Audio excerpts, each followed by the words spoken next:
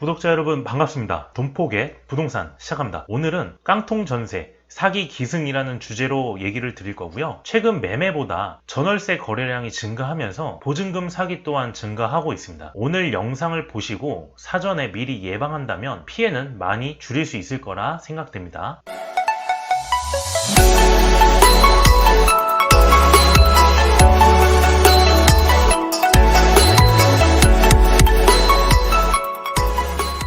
전세 월세화가 가속화되면서 아파트보다 빌라로 눈 돌리는 수요가 많아졌습니다. 다양한 주택 종류가 있어서 선택의 폭이 넓은데, 그러나 보호받지 못하는 주택도 있으니 주의하셔야 됩니다. 이 월세 수요가 높아진 이유가 당연히 전세보다 저렴하기 때문이죠. 전세 못 올려주니까 월세로 메꾸는 집주인과 타협보는 임차인이 늘어났습니다. 서울 아파트 중위 가격은 12억 7,700만 원이고 수도권 아파트 중위 가격은 무려 7억 3천만 원까지 도달했습니다. 전국 아파트 중위 가격은 5억 1천만 원으로 계속 높아지고 있는 중위 가격으로 매매 수요보다 관망하는 수요가 더 짙어지는 것 같습니다. 헤럴드 경제 뉴스 기사인데요. 서울에서 6억 원 이하 아파트는 찾아볼 수가 없다. 있다고 해도 멀어서 회사 출퇴근부터 생각하면 한숨부터 나오는 지역에 있고, 낡은 집이라서 올 수리나 리모델링도 해야 합니다. 재건축에 기대감이 있다곤 하지만 막 3, 40년 되는 아파트를 실질적으로 거주하기가 많이 불편하고, 올 수리와 리모델링을 한다고 하면 현금으로 3, 4천만 원 정도는 있어야 가능합니다. 이게 지금 현실이죠. 그러다 보니 깨끗하고 이쁜 신축 빌라에 이끌려서 구매하는 경우가 있습니다. 특히 신혼부부 같은 경우 서울 내 출퇴근으로 적합한 곳을 찾다가 역과 가까운 신축으로 가는 경우가 있는데, 함정에 조심하셔야 됩니다. 모두 다 그런 것은 아니지만 신축 빌라는 가격 상승을 기대해서도 안 되고 재개발 구역으로 선정되기도 어렵습니다. 분양 공고를 보고 덜컥 계약하는 경우가 많은데, 그 이유가 수중에 계약금이 1, 2천만 원만 있어도 계약이 가능하죠. 빌라는 80%에서 최대 90%까지 대출이 잘 나오기 때문에 덥석 계약한다면 높은 분양가에 계약하는 꼴이 될 겁니다. 또한 분양가에는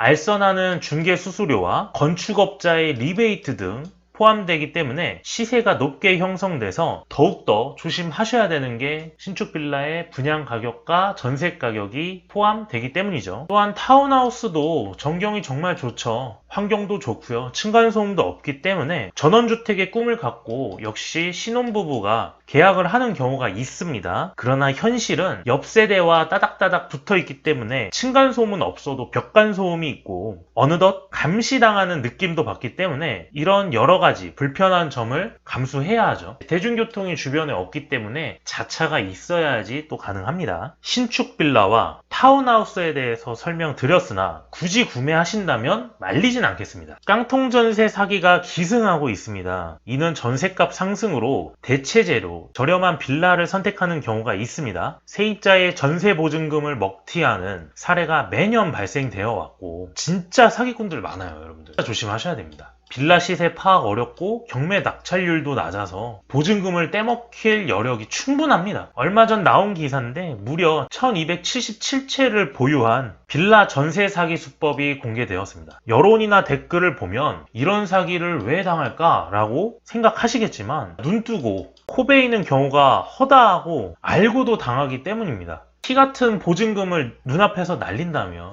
세입자는 하루하루가 고통스러울 것입니다. 그래서 좀 이해를 해주시고, 정말 힘들어요. 정부에서 좀 적극적으로 나서서 보완 대책을 내주셨으면 합니다. 그래서 원희룡 국토부 장관은 전세 사기에 대해서 강력 조치 예고를 하였습니다. 피해자도 직접 만나서 논의하는 등 바쁘게 움직이고 있고요. 그러나 말씀드렸지만 이게 알고도 당합니다. 알고도 당할 수밖에 없기 때문에 임차인을 보호하는 실효성 있는 대책이 나왔으면 합니다. 보증사고 대위변제 3년 새 무려 10배가 증가했고, 허그에 따르면 최근 몇 년간 전세시장 불안과 보증제도를 악용하는 다주택 악성 채무자, 말을 좋게 했는데 그냥 사기꾼이죠. 사기꾼이 늘면서 이로 인한 보증사고도 증가하는 추세다. 그러면 이러한 사고를 어떻게 하면 방지할 수 있을지, 피해를 최대한 어떻게 하면은 줄일 수 있는지, 이런 것들을 여러분들께 설명드리고자 합니다. 5가지 방법에 대해서 이야기하겠습니다. 첫 번째, 등기부등본 보는 방법은 필수로 익혀야 합니다. 등기부등본은 기본적으로 봐야 할 프로필이라고 생각됩니다. 계약하는 주택의 상세 내용과 컨디션이 모두 기재되어 있기 때문에 등기부등본을 볼 줄 모른다면 주택계약은 하지 않는 게 좋습니다. 최근에 주택계약할 때 법무사나 행정사 등을 통해 대리로 맡기는 경우가 많은데 이들도 사기당할 수 있기 때문에 역시 조심하셔야 되는 거는 매 한 가지죠. 두 번째, 계약 시 주택에 기재된 명의가 일치하는지 따져봐야 합니다. 이상하다고 의심들면 계약을 안 하는 게 좋고 중개인의 신원도 확실해야 합니다. 등기부등본과 임대인이 같은지 꼭 확인하게 좋습니다. 기본 중에 기본이죠.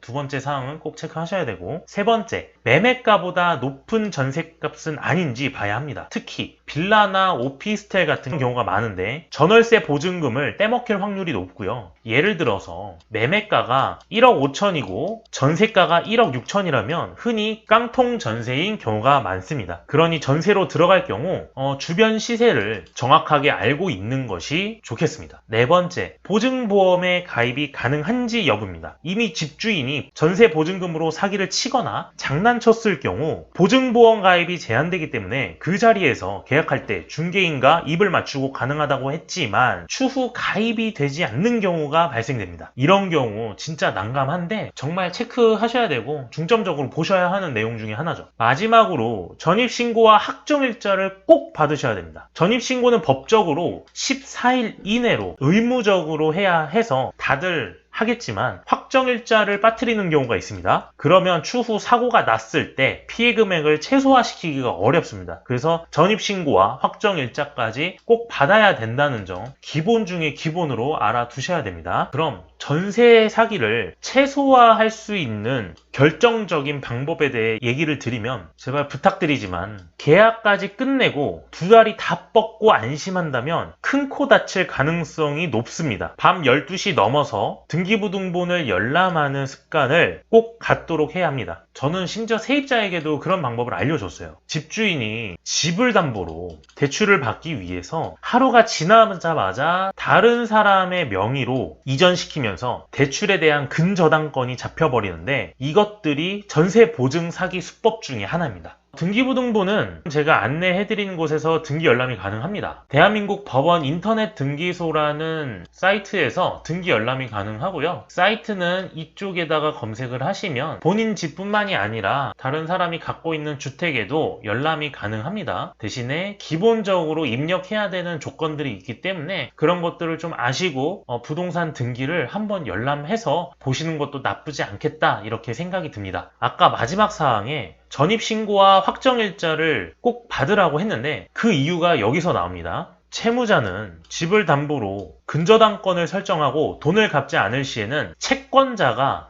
담보로 잡힌 물건을 경매로 내놓는데 이때 전입신고와 확정일자를 받지 않게 되면 우선순위가 밀리게 됩니다. 그러면 경매로 이게 낙찰이 되었을 때 선순위대로 체납액을 지급을 하거든요. 이게 우선순위가 내가 뒤에 있다면 보증금을 한 푼도 받지 못하는 사태가 나오기 때문입니다. 그래서 전세 사기는 내가 아는 만큼 당하지 않기 때문에 부동산에 대해 공부하셔서 미리 예방했으면 좋겠습니다. 제가 부동산 공부를 할 때 이런 얘기가 있었어요. 모든 사람은 너의 돈을 노리고 있다.